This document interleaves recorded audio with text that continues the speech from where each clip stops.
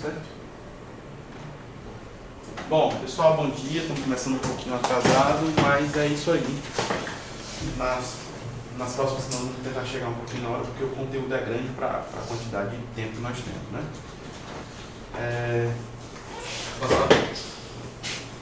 Não, mas vamos começar. Dá para começar assim mesmo. Primeira coisa que eu preciso falar para vocês é que o curso ele tem uma projeção de 30 horas e, querendo ou não, vai ser necessário, de acordo com a aprendizagem de vocês, uma dedicação fora da aula para que vocês estudem alguns assuntos que mais interessem, né? Também é muito com relação ao interesse de vocês. Vocês podem utilizar as máquinas que estão aqui e vocês podem trazer notebook para que vocês, se vocês se sentirem mais à vontade. O curso ele tem como objetivo, né, falar sobre a gerência de configuração e também falar sobre manutenção de software. São duas áreas que se complementam, mas que são diferentes. A gerência de configuração está mais preocupada em apoiar o desenvolvimento de software e a manutenção é exatamente todo o processo que acontece depois que o software é entregue. Pode passar para mim, por favor?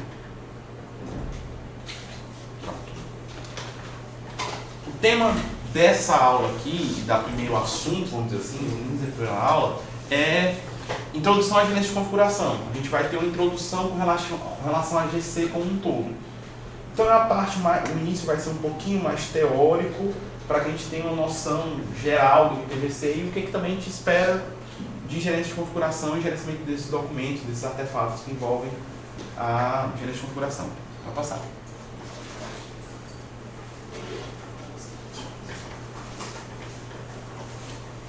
A agenda que nós temos, né? Nós vamos falar sobre os conceitos iniciais de gerência de configuração, processo de GC como um todo, as ferramentas CASE, quem não sabe o que é CASE, Computer Aided Software Engineering, engenharia de software apoiada por computador, da mesma forma que o CAD, que se chama CAD, porque é Design, Computer Aided Design, desenho apoiado por computador, assistido por computador. Nós temos as ferramentas CASE de engenharia de software e as ferramentas CASE que vão mandar aqui. Por final, tem conclusão e um exercício inicial, que é um exercício de PGC, de planejamento. Os conceitos iniciais de gerência de configuração. A gerência de configuração tem dois conceitos iniciais básicos. O primeiro deles é... antes de a gente chegar nos conceitos específicos, vamos para a gerência de configuração em si. A gerência de configuração, ela trata de um conjunto de atividades, ela é um processo. Ela está dentro do RUP como uma disciplina, ela dentro do CMMI ou no MPSBR, ela é tratada como uma disciplina à parte e por conta disso, ela é considerada um processo específico. Esse processo específico é porque ela vai ter um conjunto de atividades, papéis, artefatos.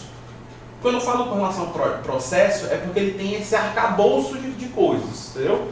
Normalmente eu tenho um gerente de configuração, eu tenho uma equipe, e cada um delas vai ter suas atividades, suas responsabilidades, por assim dizer. Eu tenho um membro do comitê de controle de mudanças. São os três papéis principais que eu vou ter, certo? O gerente de configuração, a equipe de comitê, que é quem vai avaliar se a mudança vai ou não vai para o software, e o terceiro é a equipe de desenvolvimento, que é quem vai ficar responsável por subir, olhar as mudanças, dar os commits, essas coisas. Então, a GC é um conjunto de atividades projetada para isso aqui. Controlar mudanças de software, através da identificação de produtos de trabalho que serão alterados. Ela vai controlar todo e qualquer produto de trabalho que estiver associado ao sistema. Produto de trabalho. As empresas e os projetos têm um entendimento diferente com relação ao que ela vai considerar como um produto de trabalho válido para o projeto. Então, vou dar um exemplo que eu vi na prática. Lá no Atlântico, às vezes eles colocavam até uma gravação que eles faziam com o cliente dentro do sistema de controle de versão. Lá no Banco do Nordeste, eles não faziam isso. Eles já tinham um sistema de controle de requisitos e eles só armazenavam no sistema de controle de mudança, no sistema de gerência de configuração, aquilo que era código. Mas cabe a cada projeto. Se você quiser criar até 2 repositórios diferentes, mas isso é mais para frente. O que a gente precisa entender aqui? A GC como um todo, ela vai ficar responsável por controlar os itens que vão ser utilizados pelo sistema, vamos dizer assim, para o sistema. E esse controlar a mudança é qualquer alteração que existir. Pode entrar. Qualquer alteração que for considerada relevante para o projeto, ela vai ser controlada. Então essa é a função da gerência de configuração. Controlar os documentos. Seja código, seja requisitos, seja planejamento, seja projeto, seja design, seja o que for que tem a ver com o software, ela vai controlar. Pode passar. A outra coisa que ela vai fazer é estabelecer uma relação entre eles. Eu tenho os documentos de código-fonte, eu tenho a documentação de requisitos, eu tenho a documentação de projeto, eu tenho a documentação da versão 1, eu tenho todo o material da versão 2. Esse papel da gerência de configuração é você conseguir juntar e identificar bem as versões do projeto. Por exemplo, o que diferencia a V1 da V2? Isso vai ser acompanhado pela GC. E ela vai fazer isso definindo o mecanismo de gerenciamento desses produtos, estabelecendo quais produtos serão agrupados ou não. Estabelecendo o que vai para a versão 1, o que não vai, o que vai para a versão 2, o que não vai. Os calanguinhos estão bom? Tá legal, né? Se quiser perguntar qualquer coisa, vai de boa, tá bom? Okay. E o final do processo, que é a parte mais burocrática, que até hoje está ficando mais automatizado, controlar as mudanças impostas, auditando e relatando as mudanças realizadas. Essa auditoria, esse controle de mudança final, pode e deve ser feito, normalmente, ou por uma pessoa mais experiente, ou sendo automatizado para aquilo que se espera do projeto como um todo. Exemplos reais. No Atlântico, no Nordeste, existia o GC, ou um anel, como o Senhor dos Anéis, né? Tinha um GC que mandava em todos os GCs. Cada projeto tinha o seu gerente de configuração e tinha o gerente de configuração organizacional. Esse cara era responsável por revisar se o trabalho de cada um era feito. Então ele auditava esse material. Auditava como é que estava o planejamento, auditava como é que estavam os repositórios, auditava se nada estava saindo padrão. E a segunda coisa é o relato.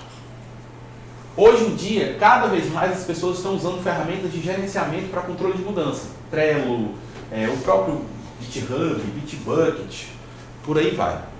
Só que essas ferramentas, em alguns casos, elas não têm um poder de relatoria muito grande. Como assim? Se eu pego um Gira da vida, que é a ferramenta de gerência de mudança mais conhecida do mundo, se eu pego até mesmo o Bitbucket, eu tenho em cada issue aberta, em cada solicitação de mudança aberta, um histórico daquilo. É quase um sistema de helpdesk. Eu digo isso porque, por exemplo, lá na Casa de Magalhães, toda solicitação de mudança que é feita no sistema, ela passa pelo helpdesk. Vamos dizer não, eu trabalhei lá, fiz uma consultoria lá com o pessoal exatamente para tentar ajudar isso. O pessoal do helpdesk, CISPDV, até o Pinheiro que tem. Vamos dizer que no Pinheiro o cara encontrou um bug ou está encontrando um problema lá que não está sendo muito bom para ele. O que ele vai fazer? Liga lá para o helpdesk da Casa Magalhães e a menina que está lá no helpdesk vai abrir um chamado. Esse chamado ele pode ser escalado até a diretoria. Vamos dizer que seja um bug ou uma melhoria. Uma melhoria é mais fácil de ser escalada do que um bug, às vezes. Uma melhoria. Solicitação de mudança, ela está achando que o botão está aqui, poderia ir para outro canto, ou poderia fazer uma coisa melhor do que ele faz. Beleza. A menina abre a solicitação de mudança, ela é avaliada pela equipe técnica e ela chega na reunião de diretoria. Na reunião de diretoria é listado quais são as melhorias reportadas pelo helpdesk. E eles vão dizer se eles vão aceitar ou não. A equipe técnica, o líder técnico que faz parte da reunião, vai só ajudar dizendo assim, ó, o custo de fazer isso é tantas horas, ou tem um impacto gigantesco fazer esse negócio, só tem um impacto pequeno. Mas, no frigir dos ovos, é para isso que serve esse controle e essas ferramentas. Um Trello, infelizmente, você não tem lá um histórico de cada mudança. foi aberto no dia tal pelo cliente tal, foi aprovado pelo líder técnico, passou pela reunião da diretoria. Não, o Trello é só um post-it que fica indo e voltando, ele não tem aquele... Não é como se fosse aquele blog, aquela relatoria que tem quem comentou, quem fez, quando foi. Se você vê isso no Redmine ou no Gira, Redmine até é odiado aqui na UFC também, por causa do tempo que ele passou, mas Redmine é uma ferramenta de gerente de mudança muito boa. Podemos seguir. Para a gente entender a importância e o que a GC faz, a gente tem que saber quais são as perguntas que ela quer responder. Então, qual o objetivo da gerente de configuração como um todo? Ela tem que saber ou ela quer acompanhar o que mudou e quando. Esse o que mudou e quando eu acho que é o motivo principal de vocês terem entrado no curso. Eu quero saber mexer melhor no Git. Porque o Git controla o que mudou e quando. Você tem lá o histórico das mudanças, você tem lá as versões, você armazena. Caso dê pau na minha máquina, eu pego o backup de outra pessoa, clono de novo o repositório, boto lá no GitHub, boto lá no Bitbucket, que ele vai ficar responsável por armazenar esses artefatos para mim. Essa é a pergunta mais básica que nós temos que responder. Mas a gerente de configuração, principalmente em modelos de melhoria, em processos robustos, ela se expande para outras perguntas. A segunda é a que eu acho mais importante. Por que mudou? Quando a gente vai estudar a evolução de software, que é a parte de manutenção, a gente vai ver que a maioria das solicitações de mudança com software são mudanças de melhoria. Algumas vezes para tirar uma funcionalidade ou para botar uma funcionalidade nova. E essas mudanças explicam os porquês das coisas.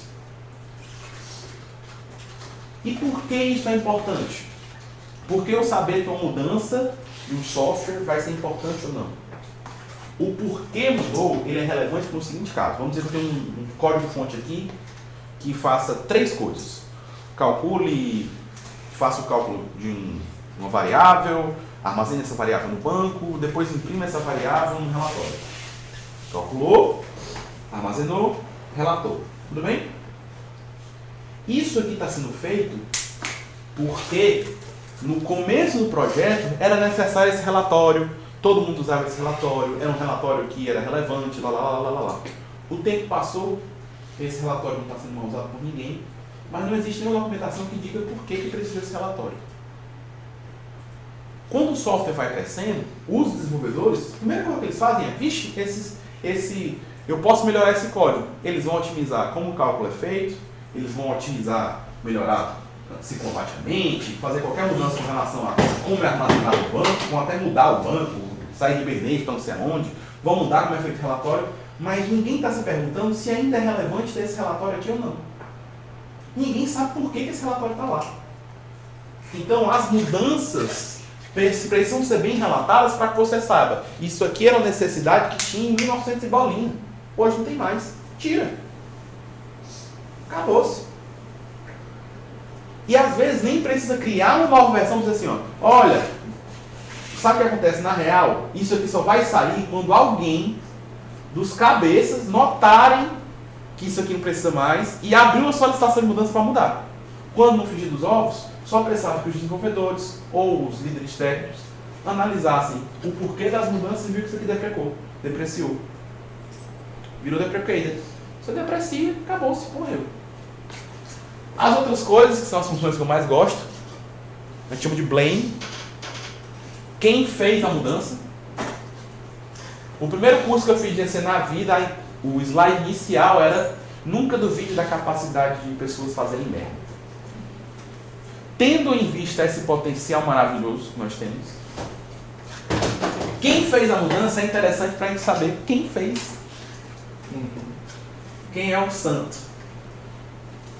E isso vai para diversas coisas, tanto para você saber quem é que está precisando de capacitação, você saber quem é que precisa ser demitido, você saber quem é o cara bom do projeto, ou você saber o que é que você vai precisar refazer. Vou dar um exemplo, certo? Um exemplo clássico que eu uso quando eu vou falar de quem fez a mudança. No Banco Nordeste aqui um colega, que ele foi genial. Para conseguir imprimir em Java a data, ele pegava dia, mês e ano. E o mês, ele queria colocar o 0 na frente, quando tinha 1, 2, 3. O que ele fez? Ele fez if monf igual a 0, ou if monf igual a 1, ou monf igual a 2. Foi do 0 até o 9. Se vocês não sabem, o Java, antigamente o Java já se atualizou, já começa com monf com 1, mas ele começava como se fosse um array. De 0 a 9 correspondia, na verdade 0 a 8, correspondia de janeiro a setembro. Então o cara fez esse if maravilhoso e tudo para ele a solução era só um ifzinho. No S400, que era um dos sistemas mais robustos e mais necessários do Banco Nordeste, foi um dos sistemas que eu me orgulho de ter trabalhado, até porque foi um dos sistemas que foi a diretoria que sabia o nome dos desenvolvedores, por causa da importância do projeto. A gente ficava final de semana, ganhava pizza de graça, ganhava hora extra, mas a gente foi um conjunto muito bom.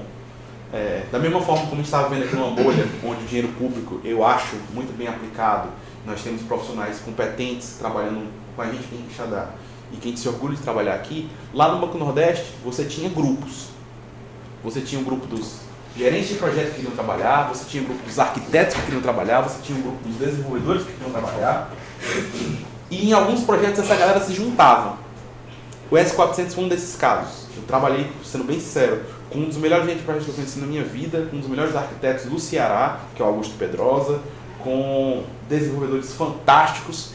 E você via aquilo ali, por que o Banco Nordeste tinha aquele peso, tinha aquela coisa, e a qualidade técnica. Você ligava para uma IBM dizendo que era do S400, a IBM só faltava, peraí, para as máquinas, porque o meu principal cliente no Ceará é o Banco Nordeste, junto com o CERF. Só que o CERF quase não liga para a IBM, então, Banco Nordeste, estamos aqui, você está pagando mais caro, né? Então vamos lá. E cara, isso era fantástico. E nesse projeto entrou um intruso, que é esse meu amiguinho, o cara do ifzinho, o doidinho do if. E o doidinho do if, simplesmente, a gente notou que nós tínhamos um problema pessoal com aquela pessoa, né? E nós, de boa, olha, gerente de projeto, não tá dando.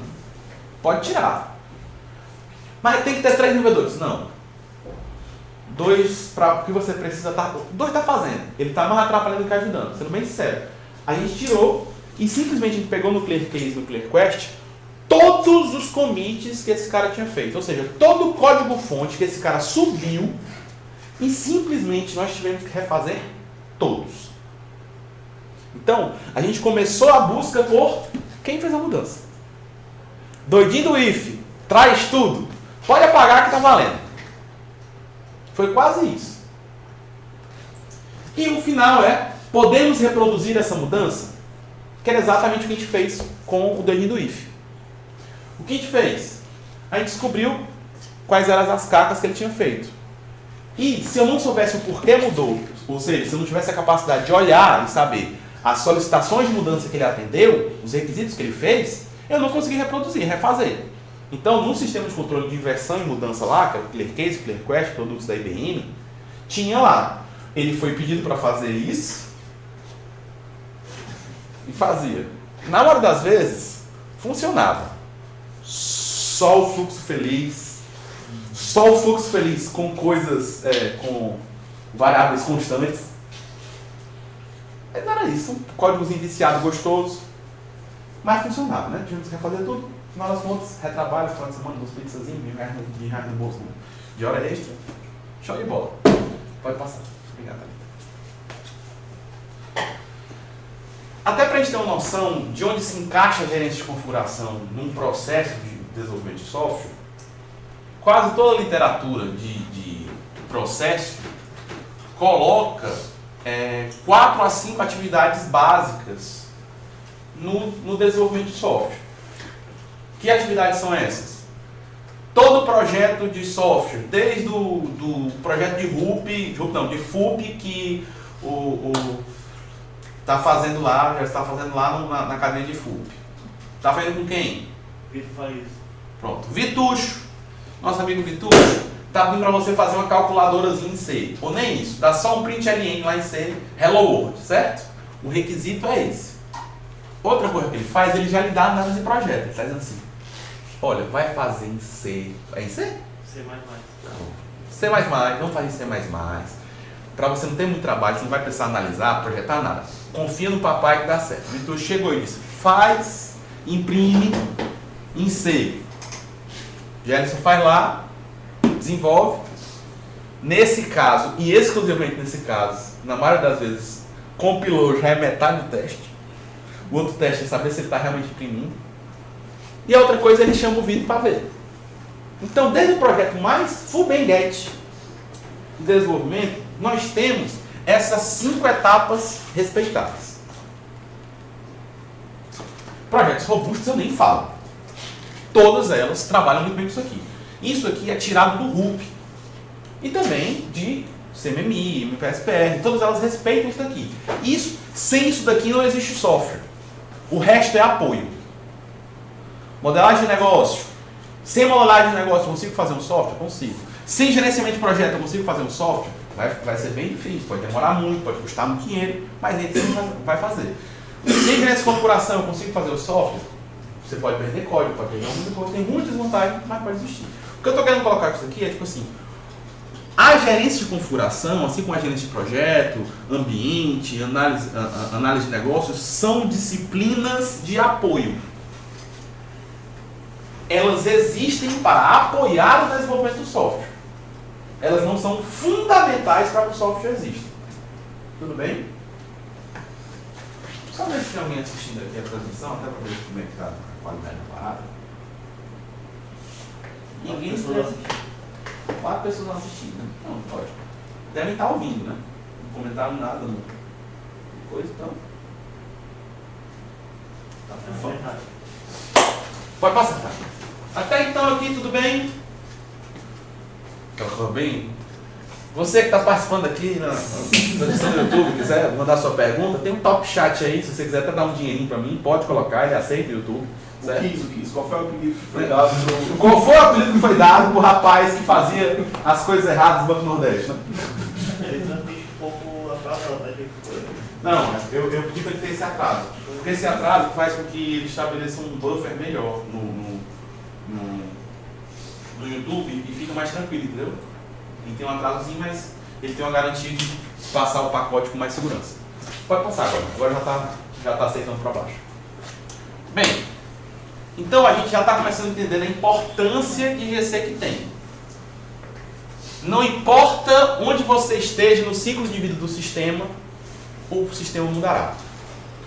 Mas são máximas que quase todo autor de engenharia de software aceita. Quando eu dou aula de manutenção aqui no campus, uma das coisas que eu mais falo é o seguinte: eu tenho 2 certezas na vida, uma eu vou morrer e 2 é que se o software está sendo usado, ele vai ser mudado. O que diz que o software está vivo ou está morto é se ele está sendo utilizado e se tem solicitação de mudança para ele. Até uma pergunta que eu posso deixar aqui. O que diferencia um sistema legado de um sistema vivo de um sistema morto?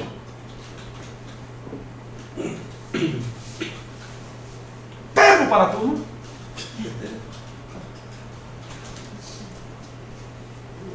Você disse que o sistema morto não tem mudança, né? Ninguém usa, ninguém vê nada errado.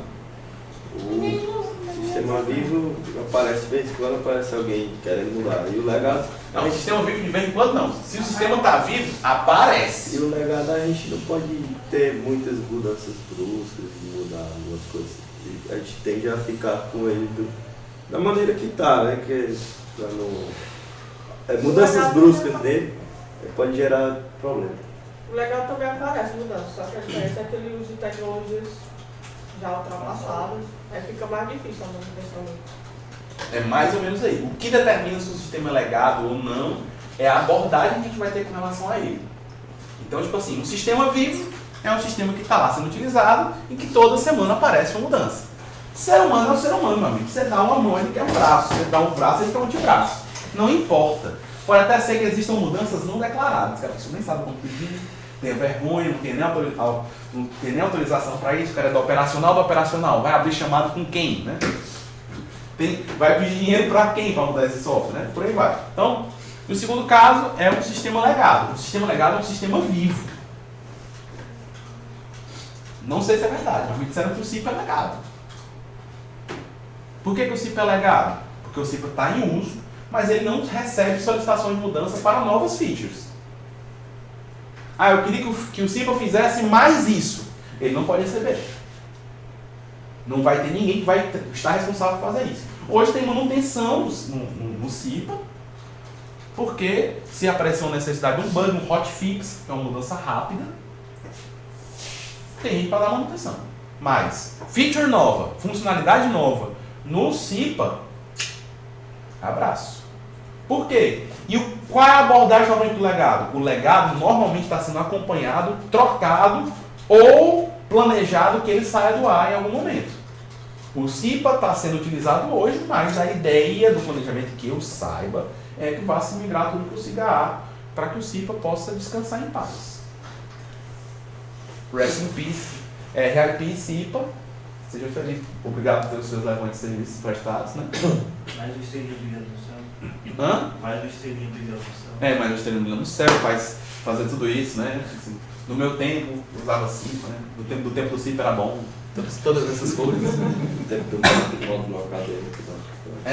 Você pode até fazer tudo isso aí, né? Todas essas coisas você pode fazer. Mas isso é que diz que um sistema é morto ou não. Por exemplo, lá de novo, vou dar um exemplo do Banco Nordeste, porque tem muito sistema legado. Tem uns velhinhos do COBOL lá que morrem de ganhar dinheiro só programando em COBOL. Vai lá uma vezinha, programando o COBOLzinho velho, da massa.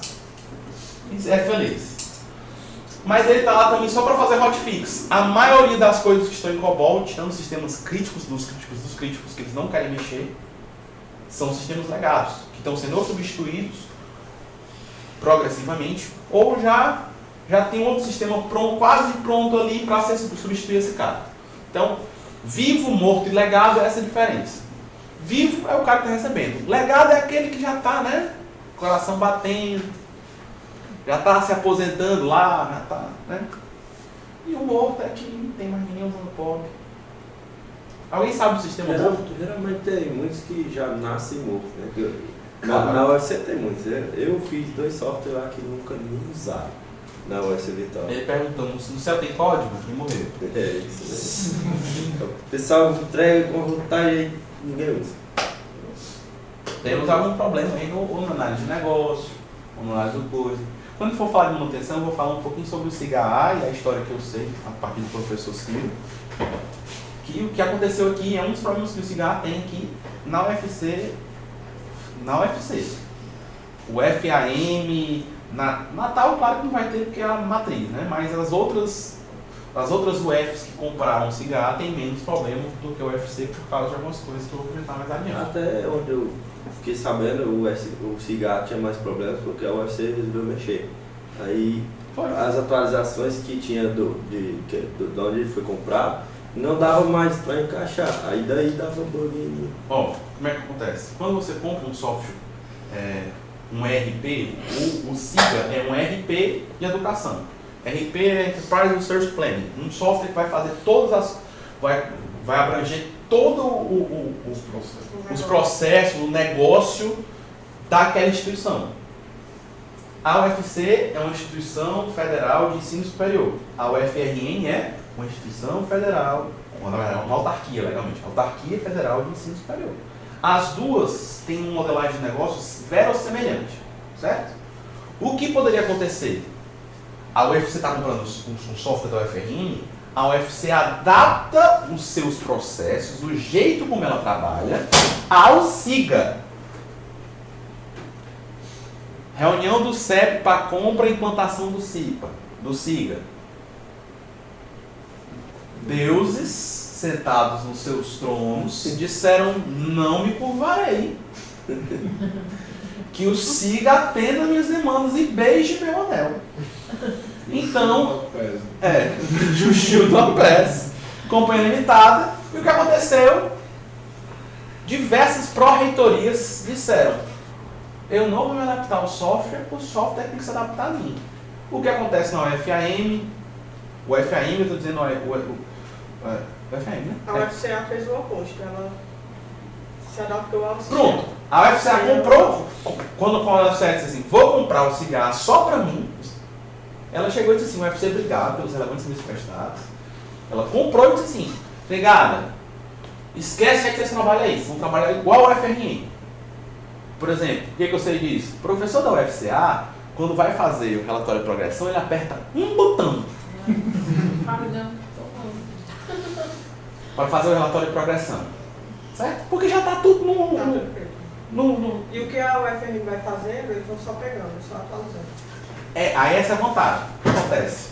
A defasagem é o problema da adaptação. Primeiro que não tem uma equipe de desenvolvimento que dê suporte à demanda de adaptação. E a segunda é que tem uma adaptação latente. O que é um latente? Ela fica sempre... É igual carência. A pessoa, enquanto ela não se curar daquilo, ela vai ficar naquela desgraça. A UFRN lança uma versão nova, a UFC não pode chegar assim, para o servidor, sobe o build de novo, né? Sobe de novo. Não, ela tem que adaptar toda a versão para se adaptar aos anéisinhos que tem que beijar para subir. Então, amigo, esquece. Caso falhe a manutenção. Por que o UFC comprou um CIGA? Não sei. Paga um absurdo? Paga. Paga um absurdo de manutenção? Paga. Funciona? Funciona. Poderia funcionar 3 mil vezes melhor? Poderia. O FRN e o FCA são casos disso aí. Claro que precisa. Claro que cada instituição tem suas coisas que é impossível não se adaptar. Mas o problema do UFC foi quase todas as pró-reitorias disseram "You should not pass". Você não passará. Quando aparece, porque eu trabalhei lá da UFCA, assim, quando a gente encontrava algum erro no sistema durante a implantação, a gente não podia mexer no código, né? Porque se a gente mexesse no código, a gente poderia até mexer, saberia resolver, mas aí poderia dar um problema futuramente. Aí a gente era orientado a entrar no sistema, soltar a mudança, né? Para a UFRN. A UFRN fazia toda uma avaliação, aí se fosse aprovado, eles mesmos faziam Mudaria. mudança e a gente baixava o código. E pegava o FCA, a UFAM, todos os clientes do CIGA iriam ser atendidos para aquela solicitação de mudança. Então faz todo sentido, porque mesmo que você tivesse feito a mudança, claro que eu acho que a UFRN até pode se adaptar. Se tem equipes de desenvolvimento espalhadas, ela pode aceitar sugestões de mudança, né? Sugestão de mudança já implantada, já implementada, testada. É até mais barato para ela. Teve um caso também que a equipe lá fez a mudança, solicitou primeiro, né? Uhum. E viu a mudança, aprovaram e enviaram o código para eles colocarem lá. Esses dias o professor Davi estava validando as frequências, né? Aí ele estava aqui submetendo, aí quando ele clicou, estava fazendo de um jeito, quando ele atualizou a página tinha mudado. Os caras estavam mexendo aqui, o trem andando e mudando isso aí. Cara, é isso que acontece com esse tipo de sistema, mas a gente tem que se lembrar que é um RP, bicho. O CIGA tem uma responsabilidade monstra. Você quer ganhar dinheiro em TI de uma maneira... se você sabe que você vai ser programador, não quer ser empreendedor, outra coisa, quer ganhar dinheiro bom internacionalmente, estuda SAP. BAP. Programação BAP. Eu tinha 3 alunos da FANOL, um está na Austrália, outro está na Inglaterra.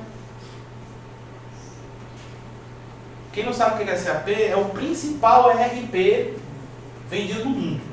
Tanto que aparece na Champions League, é SAP de vez em quando. Tinha SAP do lado. É um ERP genérico que vai para logística, vai para avião, é um CIGA de tudo isso aí, entendeu? E por aí vai. Então, sabendo que mudanças sempre vão ocorrer, elas devem ser controladas. E por que elas devem ser controladas? Qual a importância que tem nessa configuração? Uma sequência não controlada gera um caos. Nós estamos no caos. Dado o contexto relevante colocado aqui, né? Vamos dizer que seja descoberto um problema no CIGA de falha de segurança. A UFRN vai urgente, bota todos os desenvolvedores para trabalhar, quem puder, vira noite, madrugada, a equipe todinha chega, lança o patch de segurança mais recente que tem.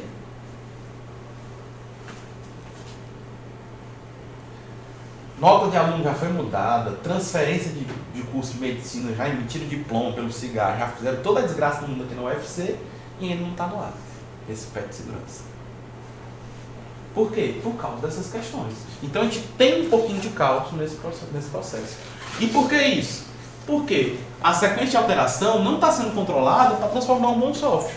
Não está tendo controle de segurança, controle real do software bom. E...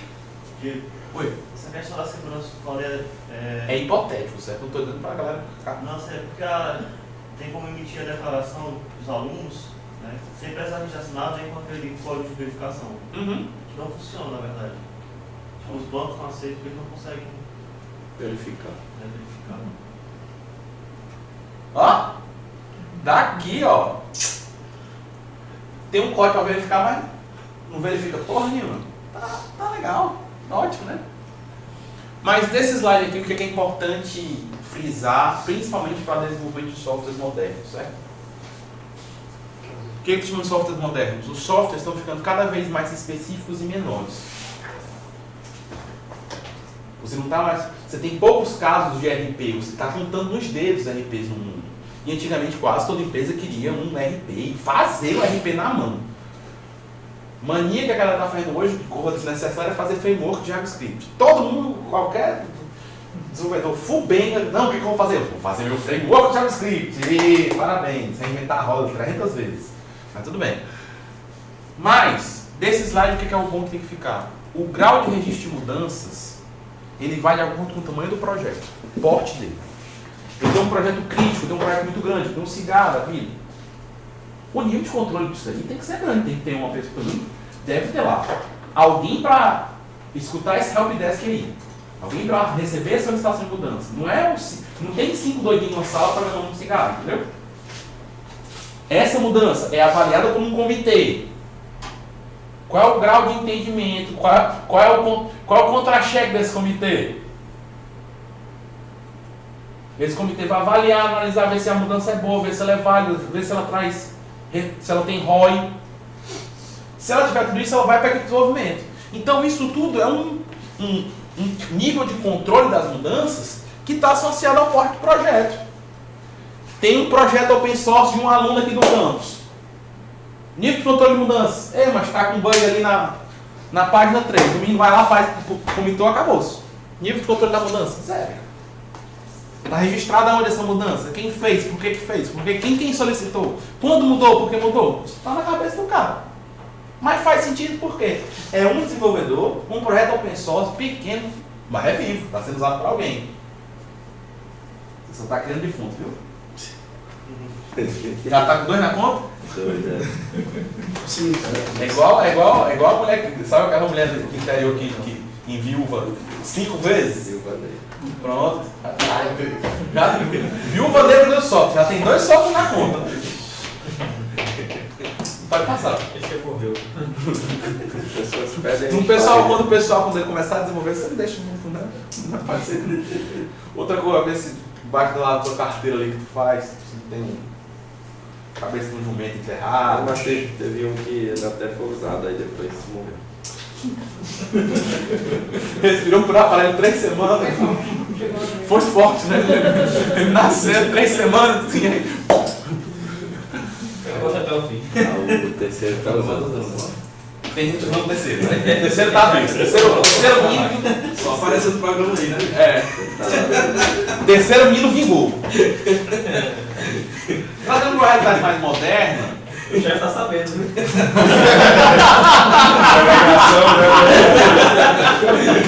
Tá se queimando a toda. Está calado. Na faculdade, né? O cara tá procurando, olha, já que foi isso. Como é que faz o site aí e tal. Não, mas eu não precisava, né? Cara, eu fiz assim. Mas eu fiz em Google Race. Hoje pra ele Bem. não mexer. Isso é orgulho. De pré não é comigo. Tudo bem. Mas o WordPress funciona, tá lá, 80% da internet é dele, né? Aqueles gráficos que eles mostram lá. Mas... Segurança, cara. Não. Eu não vou falar disso. Tô dizendo, se a pessoa não tem necessidade nenhuma de segurança, é só para postar informação lá, tá lá. A gente falou sobre a importância de gerência de configuração como um todo, geral. E agora eu quero trazer um pouco mais para uma realidade mais próxima das equipes mais modernas, que é a realidade de geração de GC em desenvolvimento ágil. Desenvolvimento ágil, primeira coisa que acontece, os ciclos são menores. Você não tem mais um ciclo de desenvolvimento de 6 meses, 1 ano. ou como o Camilo até falava lá no Atlântico, eu aceito qualquer projeto aqui no Atlântico com uma equipe de 20 pessoas e 2 anos. Mas era uma piada, porque tipo assim, quase todos os clientes que chegavam lá, a pior hipótese que ele chegaria para contratar um Atlântico seria 20 pessoas, 2 anos. Não é nem um padrão, é o pior caso. Porque se fosse maior do que isso, a pessoa não contratava um Atlântico, contratava um conjunto de equipes de desenvolvimento, coisa do tipo, ou trazia desenvolvimento para si. Aí era o entendimento do mercado. O mercado de outsourcing na época era isso, mas para projetos grandes. O Banco do Nordeste era pau na máquina, certo? 20 pessoas, 2 anos. Projetos muito grandes era assim. Mas os ciclos agora são de semanas, 2, 3, 1 mês você vai fazer a primeira entrega, 3 meses a entrega base do sistema, para depois fazer entregas de 15, 20 dias, por aí vai. Então, só por esses ciclos serem menores, a quantidade de mudanças que vão existir são maiores. Filosofia ágil pede o quê? Você tem maior interação com o cliente, você acolhe a mudança do que seguir processo. Lembra a metodologia ágil? Manifesto? Não vou obrigar ninguém a fazer o manifesto ágil, não, né? Tá bom. Se for o caso, a gente bota o manifesto ágil aqui, todo mundo fica de pé, com a mãozinha no coração para falar manifesto ágil. Eu faço isso com os alunos aqui no campus, sem vergonha nenhuma. A gente tem que saber aqui o que é o manifesto ágil, pelo menos decorar. Tem que ser na marra. Outra coisa. As atividades de GC não podem ser muito burocráticas. Quando eu estou falando de desenvolvimento ágil, eu não posso colocar um processo muito robusto, muito inchado, muito chato em ágil. Mas, por causa da quantidade de mudanças, elas precisam existir. Elas não podem ser esquecidas em momento nenhum, de jeito nenhum. E a outra coisa que é boa no desenvolvimento ágil é o seguinte: equipes com multidisciplinaridade trazem consigo a necessidade de todo mundo saber um pouquinho de Git, um pouquinho de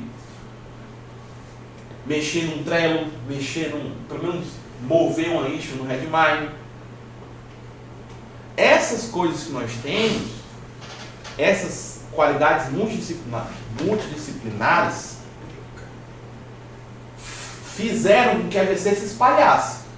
Vou dar um exemplo de Fortaleza. Eu trabalhei lá na MC, 2005, não tinha GC nenhuma. Eu, por conta própria, abria uma pasta, sistema de controle de auto-infração de trânsito. E nessa pasta eu criava outra pasta com a data. Dentro dessa pasta tinha 2 pastas que eram executável e código-fonte. Toda vida que eu gerava uma versão nova, eu criava uma pasta nova dessa com a data, copiava todo o código-fonte para uma pasta e o executável de resultado na outra. Vantagem, eu tinha pelo menos lá, né? Funcionando. Keep. Ah, dá certo. Mas, mesmo assim, Keep. Né? Mas por que isso? Eu fiz faculdade, nunca falaram de GC na minha vida. Nunca ouvi falar de GC. Nunca ouvi falar de... Quase todo mundo se formou comigo, se formou sem saber o que era um commit. Beleza, tô falando eu me formei em 2007, bicho. Aí, em 2006, um gerente disse assim, cara, vamos usar o CVS, que é um cocô. Essa era linda. Não é, cara. Você não consegue mover um arquivo. Sim, e o checkout único, você não podia mexer no arquivo que você já tinha começado a mexer. Cara, nós podemos falar de diversas coisas aqui no CVS. Não, era na Microsoft, aquilo que era lindo. Não, deixa pra lá. É pior. Não vou nem mexer. Mas o CVS, ele é bom pra época que ele foi criado. Ele foi criado no final da década de 90. Verdade. Então, pra quem tava fazendo o mesmo corre que eu, tu já teve. O que o CVS fazia? Compactava os arquivos. Segunda, armazenava só a diferença. Se eu comitei uma cor diferente do outro, ele não vai armazenar o código-fonte todo. Que era o que eu fazia lá no servidor de arquivos. Eu tinha um servidor de arquivos e quanto código tinha repetido lá? 99%. 99% do código, do conteúdo que tinha naquela pasta era código repetido. Eu tinha outra opção? Não, eu fiz porque Eu fiz por vontade própria, por tudo, tipo assim, no instinto esse cara, isso aqui pode dar merda um dia, vamos começar a controlar aqui. E gerente de configuração nada mais é do que essa rede de proteção do trapezista. Se der merda, eu tenho onde cair. Nesse conceito, nesse princípio, a gente segue por aí. Então vamos lá.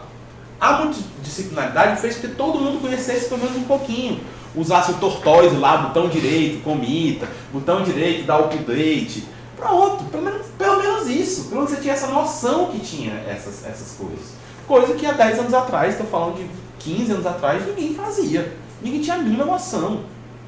Mercado produtivo, real, estado da prática em Fortaleza. Então, são coisas que a gente traz. Vou dar outro exemplo, certo? O Atlântico usou CVS até 2010. Até 2010. E o SVN foi lançado em 2004. 2003, 2004, se eu não estou enganado. Não sei se vocês conhecem a cultura dos e-mails da comunidade Linux, certo? Mas o Atlântico recebeu um e-mailzinho. O que é isso aí? A comunidade Linux mandou um e-mail para o Atlântico. Assim, a comunidade Linux parabeniza o Atlântico pelo uso do SVN e deseja ao Atlântico um feliz 2005. Isso em 2010. Por quê? Porque ele está utilizando tecnologia que já foi abraçado pelo mercado em 2005. Avalie quando eles começaram a usar o Git, que eu nem sei quando é que foi, deve ser 2015, alguma coisa, e o Git também começou em 2009, 2010. Aí, a comunidade Linux parabeniza o Atlântico pela adoção do Git e deseja ao Atlântico um feliz 2011. Para falar disso, Source Safe. Source Safe, sim. Um negócio, eu vou ver com o CVS, mas da CVS não, Não, Source Safe foi exclusivo. Sim. Commit não, é checkout exclusivo. O checkout exclusivo, ele é Quando eu não adoecia, esqueci de liberar o arquivo, você não podia fazer mais nada com Não, o checkout exclusivo, ele é uma ferramenta, certo? Até hoje tem sistemas de controle de versão que tem. Mas é uma ferramenta de sistema de controle de segurança, de gestão. Lock, né? É um lock. Se você... Legal. O problema era, já vinha por padrão. Lá no Banco do Nordeste tinha o Clear Case, tinha Essa opção, né? essa opção. E era feita principalmente com softwares críticos. Softwares críticos, só se o gerente liberasse, você ficava com a próxima versão. E ele dizia, quem é responsável por dar o próximo commit nesse artefato é você. Ele dava um assign. Ele nem dizia assim, ó, faz o checkout aí e você vai commitar a próxima versão. E você vai subir a próxima versão. Não. Ele dizia, o responsável por fazer subir a próxima versão desse artefato, Mateus. E ele alocava. Quem quisesse mexer no arquivo, era o conceito de hijack. Hijack é sequestro. Você está sequestrando o artefato. Quem tem direito, quem vai mexer nesse artefato, é o Mateus. Vamos falar disso mais pra frente, mais calmo. Por enquanto ele está só na introdução ainda. Bora, segue a calotita. Pronto. Nós estamos chegando aqui no primeiro conceito de fato da gerência de configuração. Além de nós sabermos o que é a gerência de configuração, o primeiro conceito da gerência de configuração é o item de configuração. Item de configuração é todo o artefato que será acompanhado dessa mudança. Tudo aquilo que é considerado importante, relevante para ser acompanhado no projeto como um todo, ele é dado como item de configuração. Vocês lembram daquelas histórias lá dos reis, não sei o quê, que os nomes chegavam, Doravante será conhecido como Dom MDO, ou sei lá, Sir MDO. O que a gente faz com o sistema de controle de versão, basicamente é isso. A gente estabelece quem vai subir e quem não vai. Quem é item de configuração e quem não é. Quem vai ser relevante lá para frente e quem não vai. Vou dar um exemplo de uma coisa moderna que mudou agora nos últimos 5, 6 anos. Quase todo o sistema que nós estamos desenvolvendo hoje tem gestor de dependências.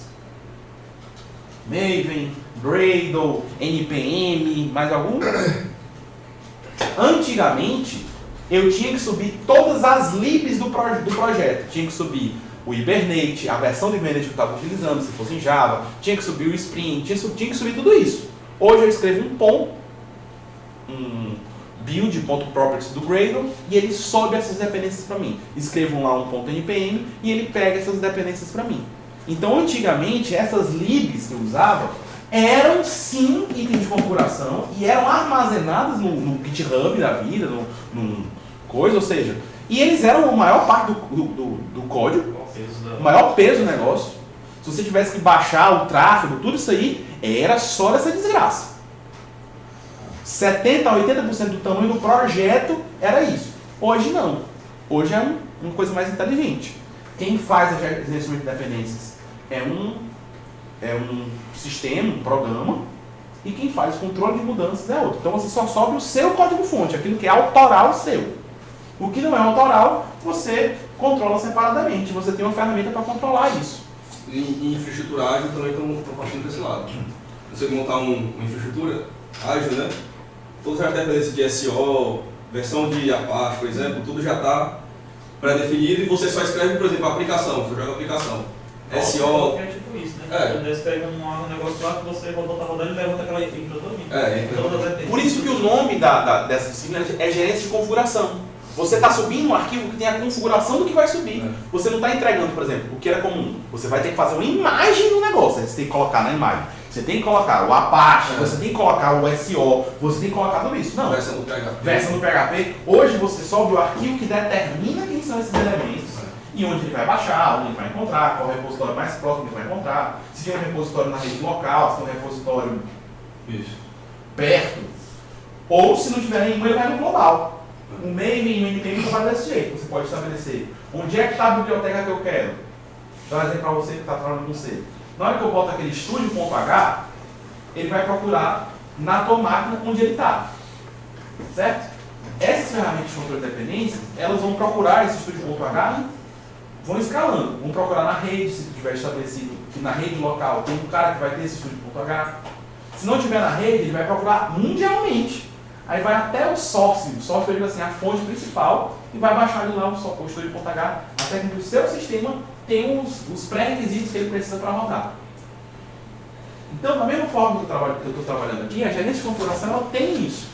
Então, um item de configuração é tudo aquilo que vai ser frigir dos ovos. Tudo aquilo que vai ser armazenado no sistema de controle de versão. Se eu estou considerando aqui que na parte de documentação o áudio da entrevista com o cliente é um item de configuração, ele vai ser armazenado. Se eu estou considerando aqui que o documento de elicitação de requisitos, normalmente certo? É um documento relevante para ser armazenado posteriormente, eu armazeno ele no coisa. Então, o item de configuração é isso. Todos os documentos que podem ser úteis para a evolução futura do sistema. E que devem ser controlados pela gerência de configuração. Toda mudança que tiver naquele item de configuração agora, se o MDO quiser engordar ou emagrecer, ele tem que pedir autorização ao sistema de controle de mudança deles. Pronto, está autorizado, já tem a issue aberta lá, perder tantos quilos em tanto tempo. Quando você fechar isso aí, você avisa. No próximo release já está melhor. Release 3 quanto, MDO? 3.7. Quando sair a release 3.8, pode ser uma release 3.8. Vai sair a release. A release 3.7 vai sair mais fininha, mais organizada. Tá entendendo? Então pronto, nós temos uma issue aí, roadmap, planejamento roadmap. Mas a questão da brincadeira é exatamente em cima disso. Nós temos o que vai ser controlado e nós temos o sistema que vai ser mudado. Nós temos a noção do que vai ser mudado e do que vai ser controlado. Por isso, por exemplo, antigamente eu tinha que controlar as mudanças das libs. Hoje eu não preciso mais. Hoje eu tenho que controlar as mudanças de um POM, de um Gradle, de um build.properties do Gradle. Vai passar, por favor. O segundo conceito que eu tenho da gerência de configuração é a linha de base. Mas, no frigir dos ovos, eu só coloco linha de base aqui por uma questão estética. Ninguém chama baseline de linha de base. Baseline é baseline, acabou. Nunca vi ninguém aportuguesando isso. Quase nenhum mercado adota o linha de base como nome para baseline. Não se aportuguesou. E o que é uma baseline? É uma fotografia. É um estado temporal daqueles teus itens de configuração. Por exemplo, eu planejo quais baselines irão me auxiliar no projeto. Metodologia ágil, como é que é comum hoje? Eu tenho normalmente 3 baselines, certo? Uma baseline que é a baseline de requisitos, uma baseline de teste e a baseline de release. Eu posso ter várias baselines de requisitos, certo? Baseline de teste. Testou, falhou, faz outra baseline de teste. Testou, falhou, faz outra baseline de teste. Mas o processo é, uma baseline de requisitos. Eu começo a desenvolver os documentos de requisitos até que eles cheguem num ponto de maturidade que eu possa utilizá-los como base para o desenvolvimento. Quando eu tiver com os requisitos a ponto que eles vão ser estão maduros para ser desenvolvidos, eu passo essa linha de base nos documentos de requisitos e digo, esses documentos de requisitos representam a V1 de requisitos, a versão 1 de requisitos. Ok.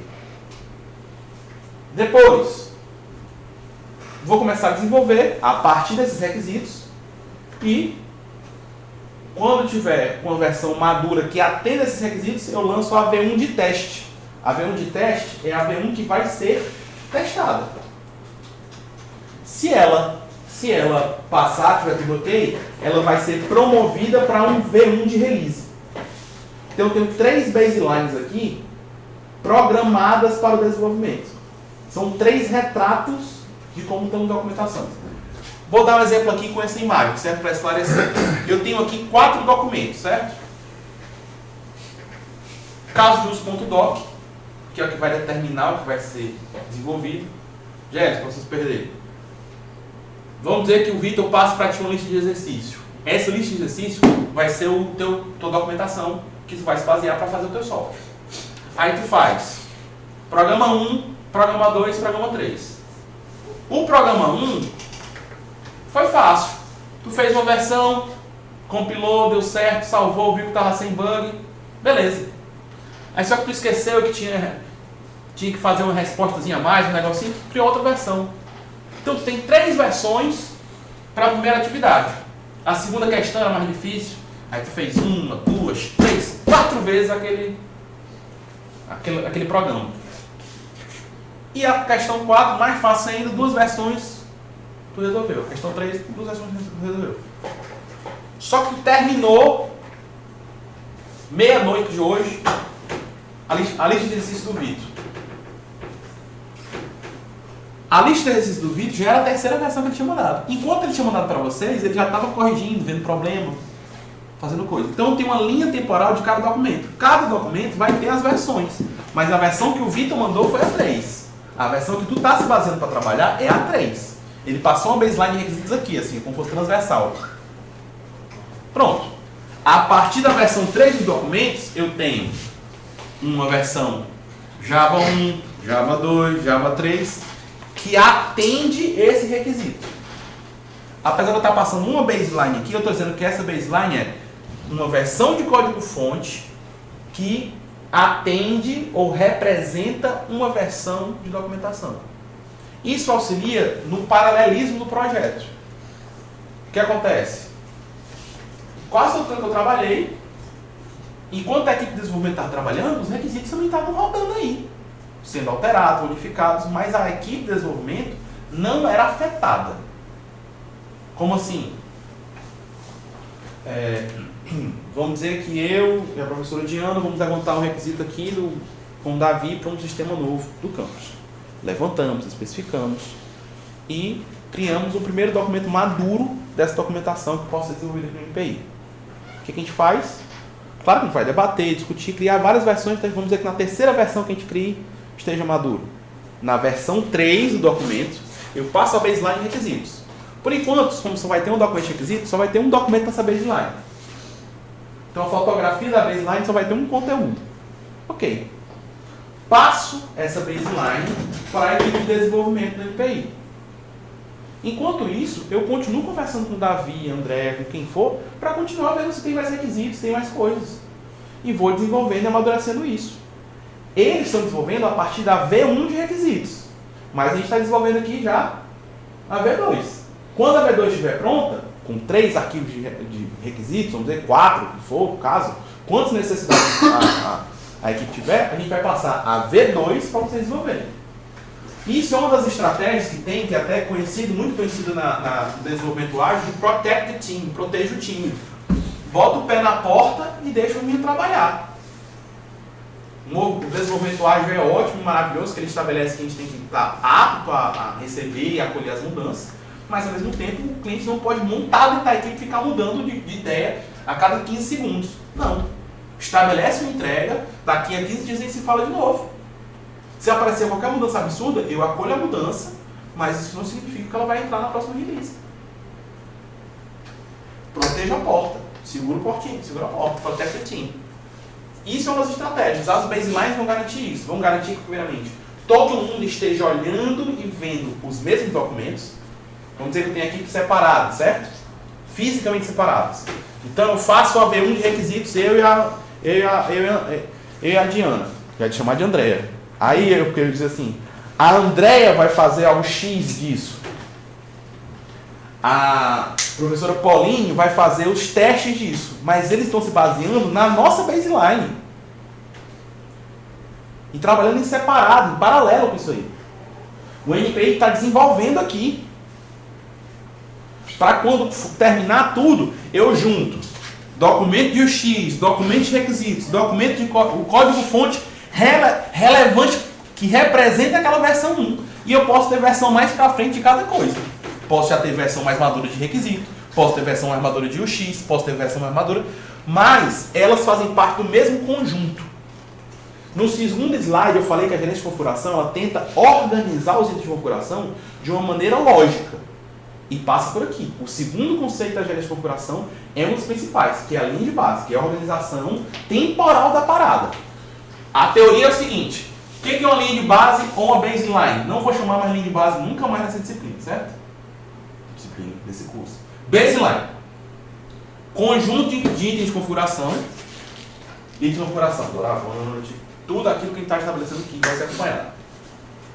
Que foram verificados para alguma finalidade. Eles foram verificados. Eles estão maduros.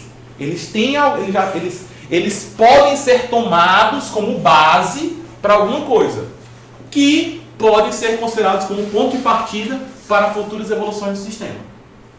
Ou seja, tudo que é baseline é algo que eu posso utilizar como base para outra coisa. Uma estratégia que eu não gosto, mas que é utilizada muito, baseline zero. Baseline zero é, montei um ambiente, passo lá uma baseline. Por que eu não gosto dessa estratégia? Porque a maioria hoje das ferramentas de controle de dependência já tem isso. Maven tem o arquétipo. Estabeleci aqui no NPI, não sei se sei que o NPI trabalha com Maven, né? Trabalha com Maven? Não sei se o NPI já tem seus arquétipos. Poderia ter. Criar o arquétipo NPI. NPI Web, NPI Android, NPI... Não sei. O que é isso? Um padrão de Blank, o que a gente chamava de Blank Project de 2006, 2007. Para começar. Vou começar um projeto web. Traz o arquétipozinho, o arquétipo está lá, já todo montadinho, organizado, com as libs são padrões, tudo instalado, o mínimo. Porque o que a galera fazia antigamente era uma baseline zero, organizou e salvava um projeto NPI padrão, aí tinha lá baseline zero, que era só para ser copiado para colocar em outro canto. E hoje as ferramentas de controle de dependência já fazem isso para você. Então, quando você tem esse arquétipo, você pode trazer ele para si para usar. Isso é uma realidade muito mais de equipe. Quem trabalha em equipe, isso aí não faz diferença para nenhuma. Você vai utilizar as que já tem na internet e acabou-se. Ixi.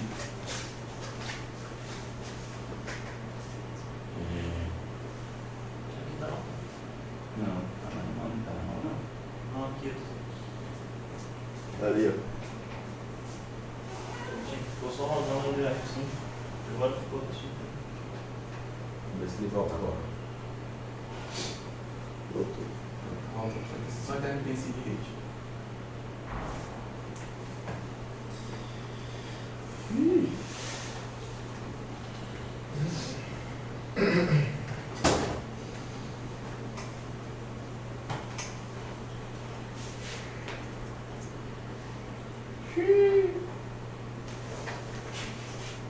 Ainda. Tá.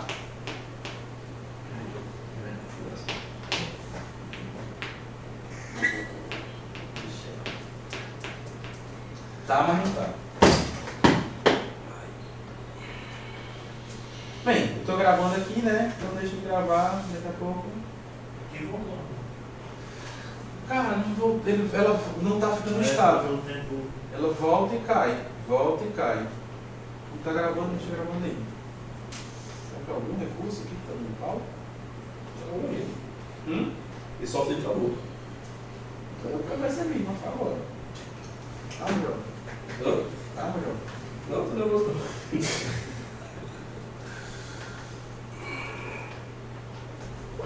Não tem nada que esteja sendo Bateu tocado. Deixa eu pra descer então, tá doendo. Chega a ficar gelado. Depois vai embora.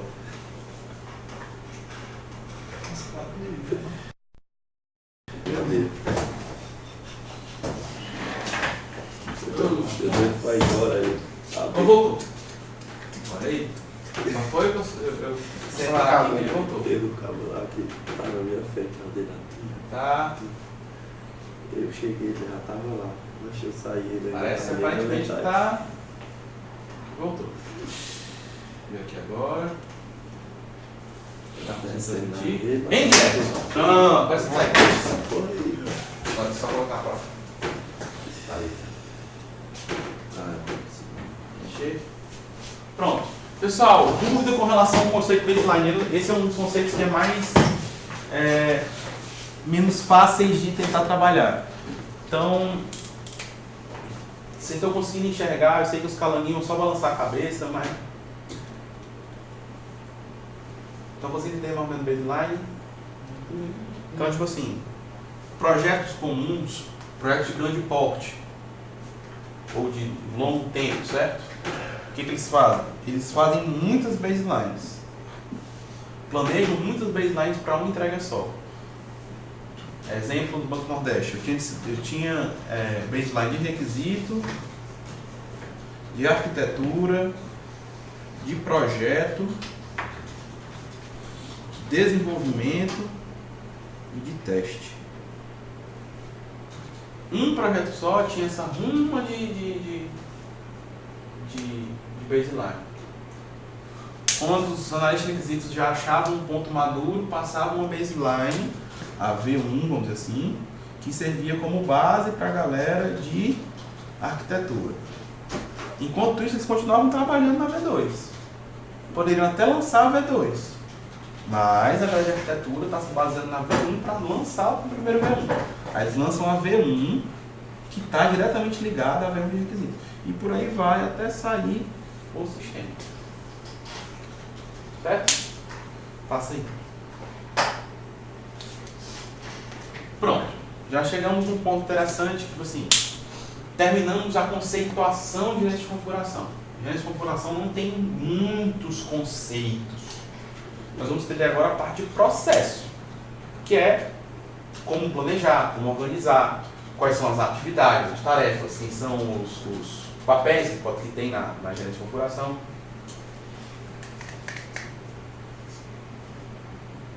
Volta um, acho que foi 2. Pronto.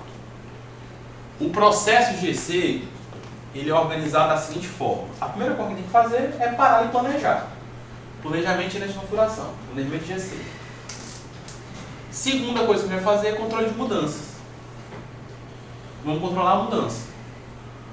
Vocês às vezes confundem versão e mudança. Controle de versão é o que é o mais comum, o que todo mundo aqui entrou no curso achando que vai fazer, que é só mexer no Git. Controle de mudança é mais feito pelo Jira, Redmine, as issues lá do GitHub ou do Bitbucket do que especificamente do Git. Controle de mudanças é isso daí. Antes mesmo com que o artefato exista, pode ser que exista uma issue aberta para ele. Por exemplo, criar o POM, criar o projeto Maven. Eu abro uma issue dizendo criar projeto Maven. Nem existe o POM ainda, mas já existe a issue. Então a primeira coisa que eu vou fazer depois de planejar é controlar mudanças. E vou controlar as versões dos artefatos que forem existir. No mesmo sistema eu vou controlar versão e release. Um sistema de controle de versão vai controlar tanto as versões quanto as baselines. Release são as entregas, mas eu vou colocar aqui controle de baseline como um todo. Como é que é feito o controle de baseline em Git? Através da ferramenta tag. Vamos falar mais para frente. Controle de versão, ele vai identificar as versões. Cada versão vai ser única. Vai ter um processo de identificação ali, V1, V2, V3, V4, V5.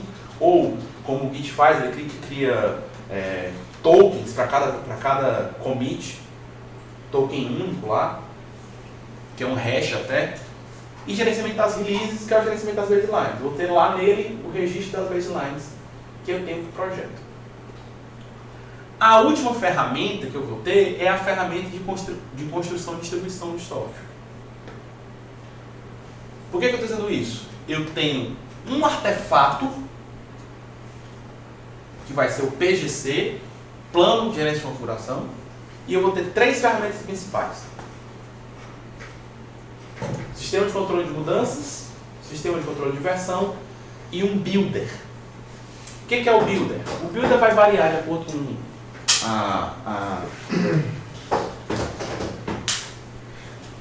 vamos dizer, a linguagem que você está trabalhando.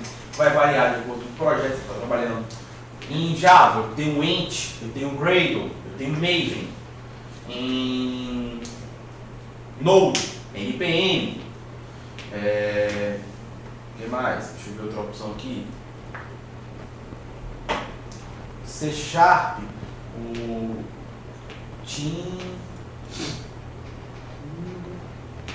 TeamView, TeamFortress, ué, nunca provavelmente bater pelo mexer nessas coisas. Teve aluno que trabalhou com isso aí, nem lembro. Mas eu tenho para cada uma estratégia específica de trabalhar, certo? Então, essas são as 3 ferramentas que nós vamos ter como principais. São as 3 ferramentas que a gente vai ter que saber mexer, saber trabalhar. São as ferramentas de GC. Quando eu falar ferramenta de GC, tem que ter essas 3. Hoje em dia, quase todos os bons sistemas de controle de versão já lhe abraçam com os 3. Por exemplo, no Bitbucket. Se eu abro hoje o Bitbucket, eu já posso abrir o Bitbucket com o sistema de controle de versão, com o sistema de controle de mudança, e ele tem lá um pipeline, que é um controle de build, um controle de construção, que já é uma integração contínua, um Circle CI da vida, que faz a construção e a distribuição do sistema. Pode passar. Eu acho que eu mudei.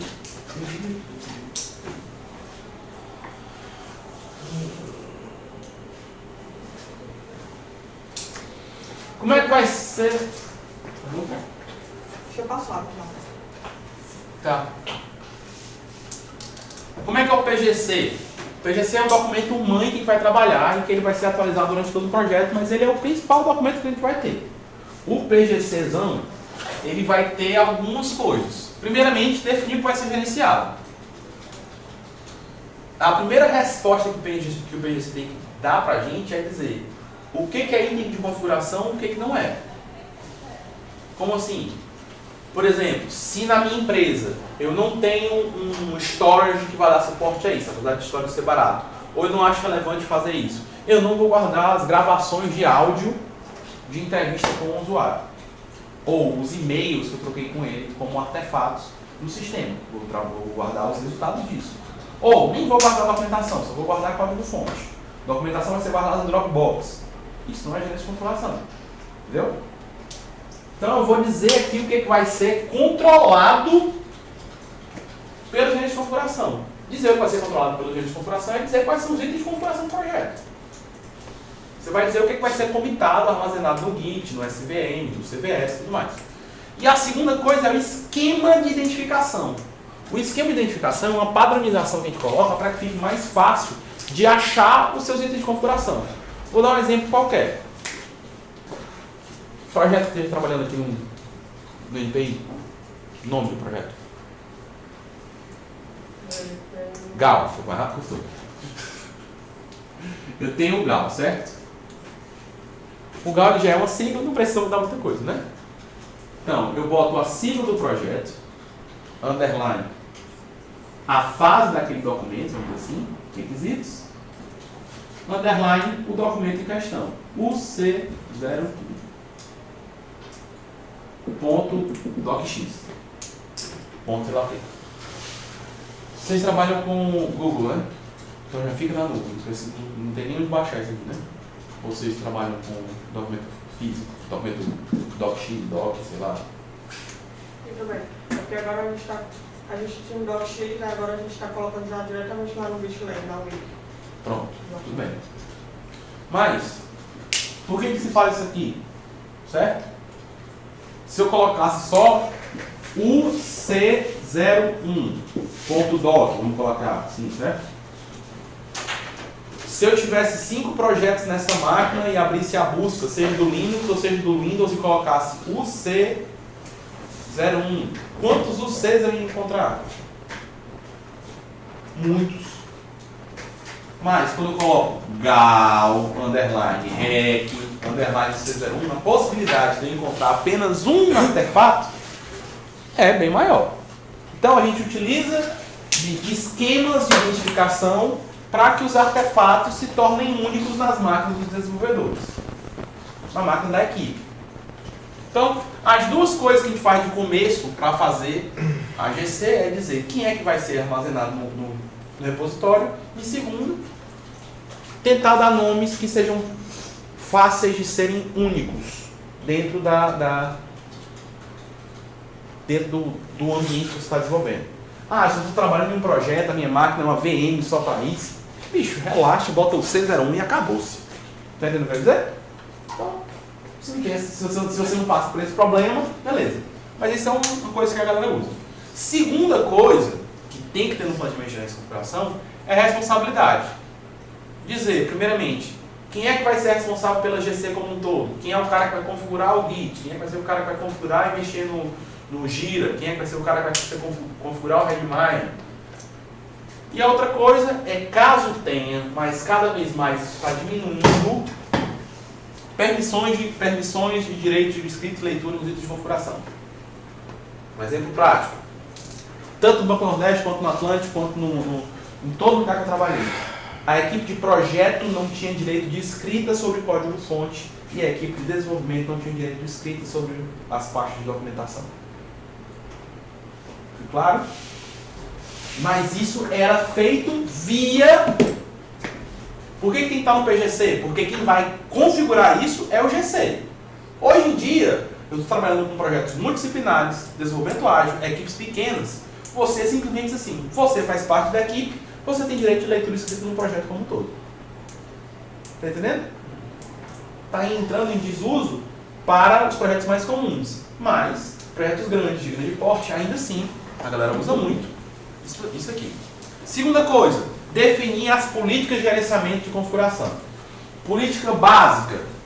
Você não pode subir uma issue, você não pode subir qualquer artefato sem estar uma issue aberta para você.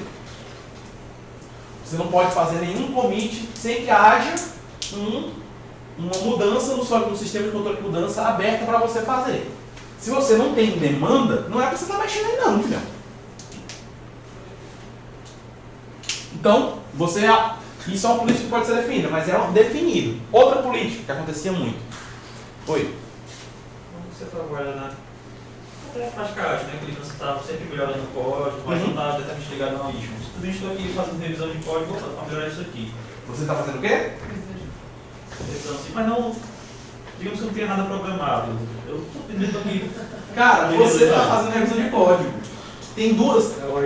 É uma issue. É porque existem issues que são de projeto e issues que são processo. O que eu chamo de projeto e processo, certo? Projeto é que tem começo, meio e fim. Tem duas issues que a gente normalmente abre que são de procedurais. Overhead, que é a equipe ficou parada por algum motivo. É um overhead, que é um tempo perdido, vamos dizer assim.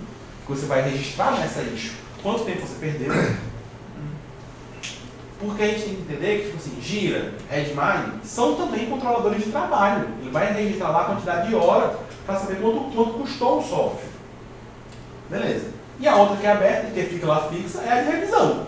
Você está começando a revisar o código, abre aquela issue e diz, trabalhei 3.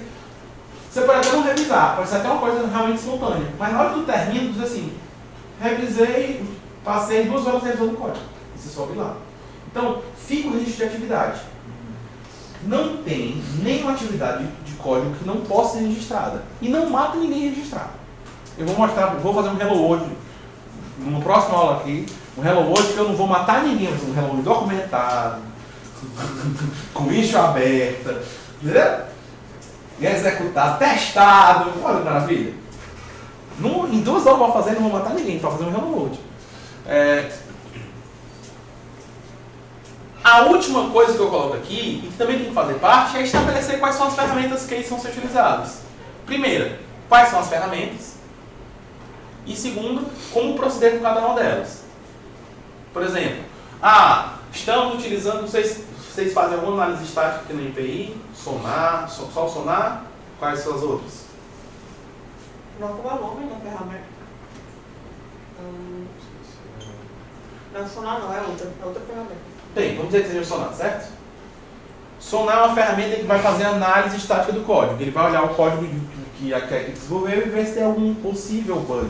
Nem bug de compilação, mas bug de uso excessivo de memória, declarou uma variável e não usou, bug fixing ou de estilo, não inventou o código, está colocando nome de variável muito pequeno que vai dificultar a leitura, nome de variável não muito claro que vai dificultar a leitura do código posterior e a manutenção dele. Então, nesses aspectos, você vai dizer como proceder. O que é como proceder? Toda vida que você for fazer um commit ou entregar código-fonte, vamos dizer, entregar para o cliente. É o Coda-se. Pronto. Você vai rodar o Coda-se para saber se o código que você está mandando é um código bom. Isso é um como proceder. Tipo a utilização do Jenkins. Jenkins é um como proceder também.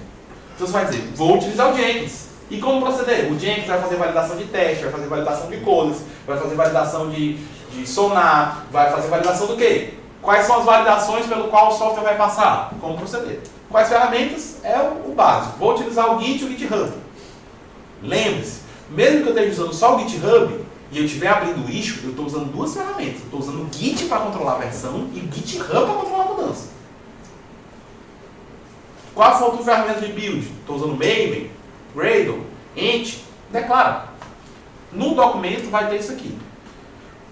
Uma das últimas coisas, menos necessárias, normalmente necessária para associar o estabelecimento de responsabilidade, estrutura de repositório. Como o repositório está dividido? Às vezes um print da estrutura de arquivos já ajuda, às vezes você fazer uma tabelinha também ajuda. Por que você vai fazer uma tabela? Porque você vai colocar nas outras colunas o quê?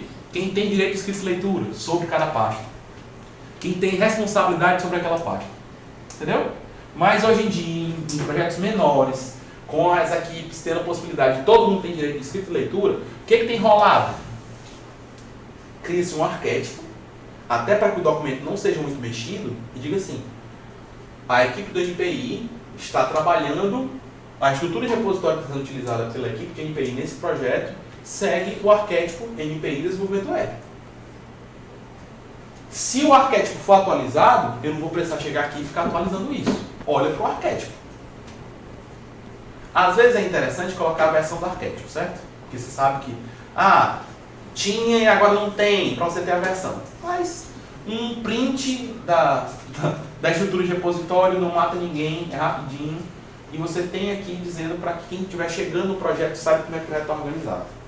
E às vezes é interessante você só dar uma... Não é uma passeada, só descrever. Na pasta Docs, consta a documentação do projeto. Na pasta Source, SRC, consta o código-fonte. Parece estúpido que eu estou falando, mas um primeiro olhar, a pessoa que está chegando pela primeira vez, ela precisa entender onde é que está cada coisa. E às vezes esse primeiro olhar, principalmente falando de NPI ou institutos de educação, pode ser que seja um estudante que nunca viu isso na vida. Então faz sentido. Depende também do tamanho do código que a pessoa se perde, sabe onde é que está. Entendi. São relações que falou aí de como proceder, né? Eu lembrei, não sei se nada a ver com Tudo isso, bem, pode mas ser. no Moodle, quando a gente faz as atividades, né, faz o algoritmozinho, envia, aí diz o que é que está errado, o que é que está faltando, se tem a sua interpretação.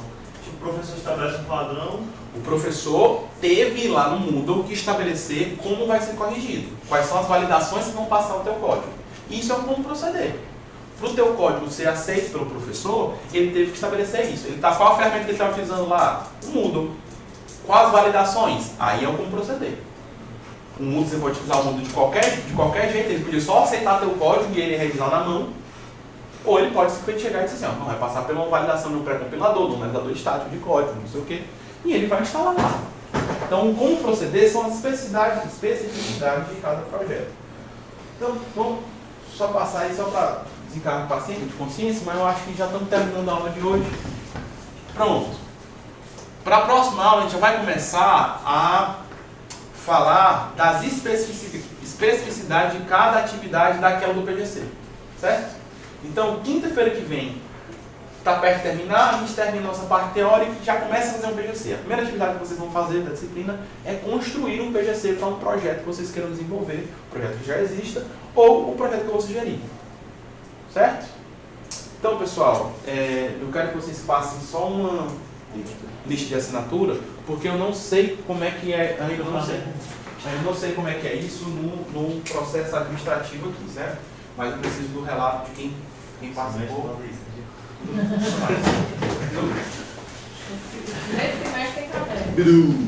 Quem está acompanhando aí pela live, até a próxima. Deixe seu like. Deixe seu like.